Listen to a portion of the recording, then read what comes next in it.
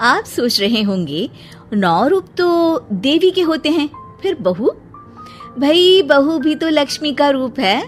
तो जब बहू के पैर पड़ने से घर में समृद्धि आती है तो और क्या क्या होता है, जरा देखिए। रामलाल और श्यामलाल 2 भाई थे। दोनों बड़े ही प्यार से साथ ही एक ही घर में रहते, लेकिन दोनों की बीवियों का रवैया एक दूसरे के लिए बिल्कुल ठीक नहीं था।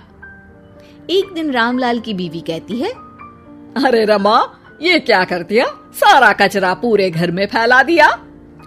माफ करना दीदी, मैंने रखा तो एक ही जगह था, लेकिन हवा इतनी तेज चली कि उड़ गया। अभी उठा देती हूँ। हाँ हाँ जल्दी करो। और एक बात, अब भाई साहब से बोल देना कि 2 रसोई कर ले। पता तो है मेरा बेटा सोहन बड़ा हो गया है, अब लड़की वाले भी आने लगे हैं, तो उसकी शादी हो ही जाएगी इस साल। हाँ हाँ दीदी, मेरा बेटा विहान भी तो बड़ा हो गया है और उसकी भी तो शादी होनी है। ठीक कहती हैं आप। अब हम ऊपर वाले तल्ले पर शिफ्ट हो जाएंगे। मैं विहान के पापा से बात कर लेती हूँ। बात नहीं करना, शिफ्ट होना है, क्योंकि मैं अब साथ नहीं रह सकती। हाँ हाँ दीदी, ठीक है ना। फिर क्या, हो जाते हैं एक घर के, एक परिवार के 2 टुकड़े और 2 रसोई, दोनों के बेटों की शादी। और फिर शुरू होती है कहानी। अरे मेरी बहू तो ढेर सारा दहेज लाई है। ये देखो, बड़ा टीवी, एसी, कार और गहने भी। दीदी ये तो बहुत अच्छा है, लेकिन है कहाँ आपकी बहू? अब वो सो रही है, थोड़ी रिजर्व टाइप की है ना, अपने ही कमरे में रहती है और ज्यादा बात भी नहीं करती। तभी रमा की बहू की आवाज आती है, माँ कहाँ है आप? जल्दी आइए, नाश्ता ठंडा हो रहा है और मुझे भी भूख लग रही है।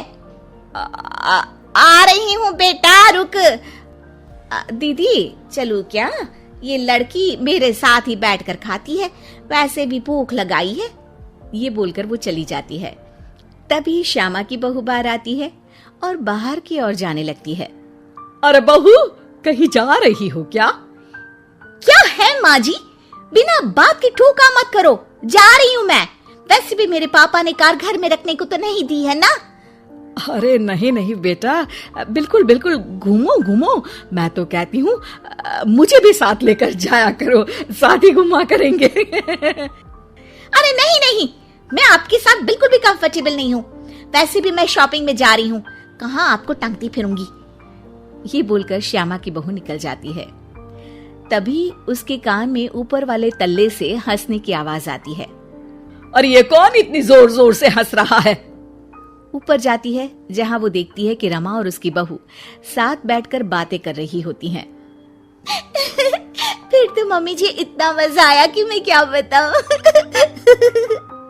हाँ हाँ बहू, सुनने में ही हंसी नहीं रुक रही। तू तो वहाँ मौजूद थी। तभी दोनों की नजर श्यामा पर पड़ती है। अरे ताई जी आइए ना, आइए।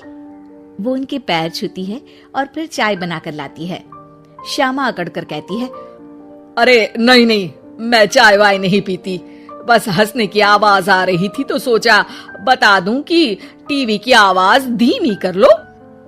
अरे टीवी, वो देखो दीदी, धूल खा रहा है, वक्त ही नहीं मिलता देखने का। बहू के साथ वक्त कैसे बीत जाता है, इसकी बातें और किस्से कहानी किसी सीरियल से कम नहीं होते। श्यामा को खुशहाल रमा को देखकर जलन होती है। हाँ हाँ, मैं तो तंग आ जाती हूँ इतनी सारी बातें करके, मुझे तो सुकून पसंद है। ये कहकर श्यामा चली जाती है। अगले दिन रमा अपनी बहू के साथ घर से जा रही होती है कि तभी दरवाजे में श्यामा उन्हें टोकती है। अरे कहाँ जा रही हो दोनों?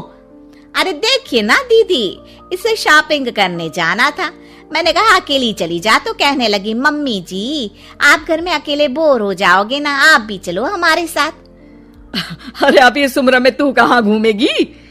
अब देखते हैं दीदी, जहाँ ये लड़की घुमा दे। मेरी बहू भी कल गई थी कार चलाकर। हाँ। तभी रमा की बहू कहती है, ताई जी मुझे तो कार चलानी नहीं आती, लेकिन हाँ, इस सुहाने मौसम में मम्मी जी को स्कूटी की सैर करा देती हूँ। श्यामा का मुंह बंद हो जाता है। वो अपने कमरे में चली जाती है जहाँ उसकी बहू बैठकर अकेली टीवी देख रही होती है। बहू, तू भी कुछ बातें किया करना, मैं अकेले अकेले बोर हो जाती हूँ। तो क्या मैं यहाँ आपको एंटरटेन करने आई हूँ? देखिए मम्मी जी, मैं तो सिर्फ ये कहना चाहती हूँ कि ये टीवी मेरे पापा ने दी थी, तो ये टीवी कल तक मेरे कमरे में लग जानी चाहिए, समझिए आप। ये बोलकर वो वहां से चली जाती है। श्यामा सोच लेती है कि वो अब ये सारी बातें अपने बेटे को बताएगी।